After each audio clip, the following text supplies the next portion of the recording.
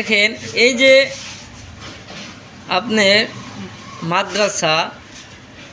মাদ্রাসার যে মাদ্রাসার শিক্ষক সেই শিক্ষক কত কষ্ট করে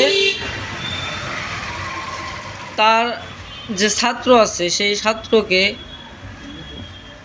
আপনি পড়াশোনা করায়। আর তারা হাফেজ হয় কি এমনি না, তারা এমনি হাফেজ হইতে পারে না। একজন শিক্ষক